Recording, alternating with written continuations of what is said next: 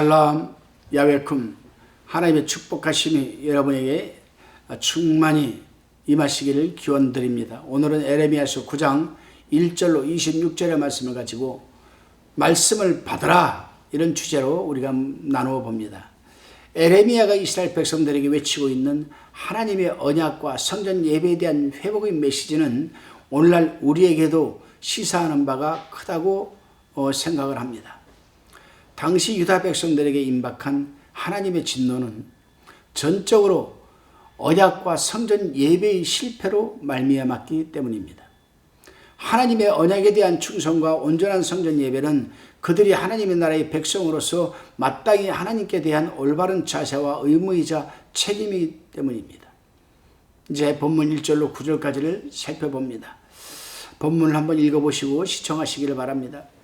에레미야 선지자는 이스라엘이 기만죄를 비판하고 있습니다. 기만죄.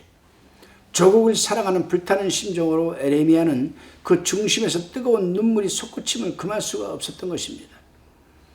이는 마치 예루살렘을 향하신 예수님의 뜨거운 눈물과 아마 같을 것입니다. 에레미야는 이제 그들이 도저히 용서받을 수 없는 수행을 4가지로 꾸짖고 있습니다. 첫째는 3절에서 거짓말과 악행을 꾸짖고, 두 번째는 4절에서 이웃끼리 속이고 비방하는 것, 세 번째는 5절에서 거짓말하기를 가르치는 것, 네 번째는 6절에서 게을과 하나님을 배반하는 것 등이었습니다. 그런데 저는 이해할 수 없는 부분이 있습니다. 그것은 5절에 그 혀로 거짓말하기를 가르치며 악을 행하기에 수고하거늘이라는 이 말씀이었습니다. 저는 처음에 이 말씀을 읽었을 때 이해를 못했습니다. 그래서 이 부분을 붙들고 읽고 또 읽으면서 성령님의 조명을 구하기 시작했습니다. 그렇습니다, 여러분. 이 말씀은 5절 상반절에 그들은 각기 이웃을 속이며 그 진실을 말하지 아니하고의 말씀을 다시 한번 강조하게 된 그런 말씀입니다. 오늘날 이 시대에도 하나님의 말씀을 가르치고 있는 영적인 지도자들이 들어야 할 말씀입니다. 성경을 기록한 저자들은 분명 하나님의 의도와 뜻을 알고 그 하나님의 의도와 뜻을 전하기 위해서 성령의 감동을 받아서 기록한 것이 바로 하나님의 말씀 성경입니다. 디모데후서 3장 16절로 17절 말씀을 한번 잘 읽어보시기 바랍니다. 그럼에도 불구하고 오늘날 주의 종들이 성경 저자의 그런 의도와 뜻을 무시하고 하나님의 그러한 뜻을 무시하고 의도를 무시하고 자신의 생각과 자신의 입맛대로 성경을 해석하고 성도들에게 그것을 가르치고 설교를 한다면 그것은 분명 이웃을 속이는 것이고 진실을 말하지 않는 것이며 여러분 거짓을 가르치는 것 아니겠습니까? 그래서 베드로 사도는 베드로후서 1장 20절에서 21절로 이렇게 말하고 있습니다.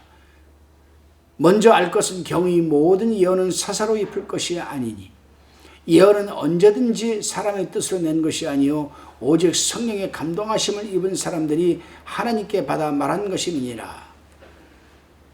그러므로 오늘날 우리 주의 종들과 그 누구라도 설교를 하기 위해 말씀을 준비할 때에 또 가르칠 때에는 반드시 기도로서 성령의 감동과 조명을 받아 연구하고 또다시 살펴보고 신구약의 통일성을 생각하면서 전하고 가르쳐야 될 것 아니겠습니까?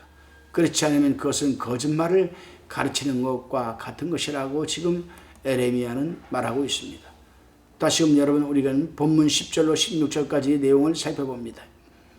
인간은 죄와 죄악 때문에 인간 자신만 벌을 받는 것이 아닙니다. 인간이 살고 있는 자연 환경까지도 비참스러워지는 것입니다. 에레미야 선지자는 이런 일을 생각하면서 또다시 슬퍼합니다.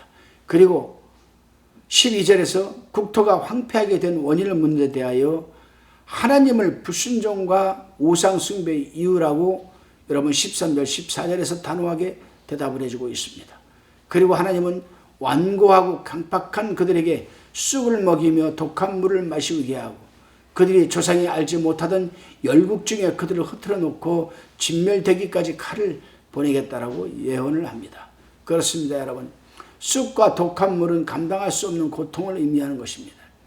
결국 이 예언의 말씀은 바벨론 포로로부터 주님 재림시까지 그들이 세계 각국에 흩어져서 학살과 추방으로서 성취되고 있는 역사의 사실이 여러분 되고 말았습니다.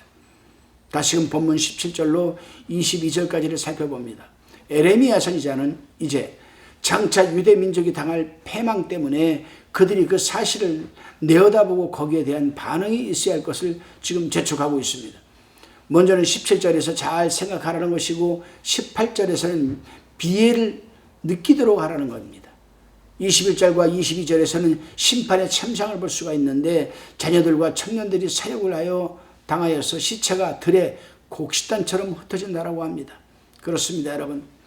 눈물이 있는 곳에 진심이 있고 진실이 있고 진정성이 있고 정직이 있고 눈물이 있는 곳에 하나님의 긍휼이 있다는 것 아니겠습니까? 그래서 사도 바울은 디모데에게 내 눈물을 생각하여 너 보기를 원하면 내 기쁨이 가득하게 하려 함이니 이는 내 속에 거짓이 없는 믿음을 생각함이라라고 디모데후서 1장 여러분 4절 5절에서 말하고 있습니다. 다시금 본문 23절로 26절을 살펴봅니다. 에레미야 선지자는 여기에서 자신의 인생관을 이제 밝히고 있습니다. 그것은 마땅히 자랑할 것과 심판에 대해 이방인과 유대인의 차별이 없음을 말하면서 인간의 지혜나 힘이나 부는 자랑할 것이 못됨을 지금 말하고 있습니다. 그러나 참 자랑은 하나님을 알아가는 것과 하나님 안에서 공평과 정직을 땅에 행하는 자인 줄 깨닫는 것이라고 지금 합니다. 이것이 에레미야 선지자의 인생인관이자 철학의 핵심이라고 할 수가 있습니다. 그렇습니다, 여러분. 사실 이 세상에 모든 것은 한순간입니다. 다 썩어 없어질 것들 아니겠습니까? 영원한 것은 아무것도 없습니다. 영원한 것이 있다면 그것은 곧 영원의 주체가 되시고 우리 영원한 생명이 되시는 하나님을 알아가는 것임을 믿으시기를 바랍니다. 기도드리시겠습니다. 주님, 당신의 백성들이 언약에 대한 충성과 온전한 성전 예배를 중심으로 하는 삶이 되게 하여 주셔서 하나님 나라의 백성으로서 마땅히 하나님께 대한 올바른 자세와 의무이자 책임을 다하게 하여 주옵소서. 우리의 생각이나 지식을 주장하거나 선포하지 말게 하여 주시고 또한 하나님의 말씀을 오해하지 않게 하여 주셔서 말씀에 입각한 바른 말씀만 증거하게 하여 주시옵소서. 거짓말을 가지는 자가 되지 않게 하여 주옵소서. 예수님의 이름으로 기도드리옵나이다.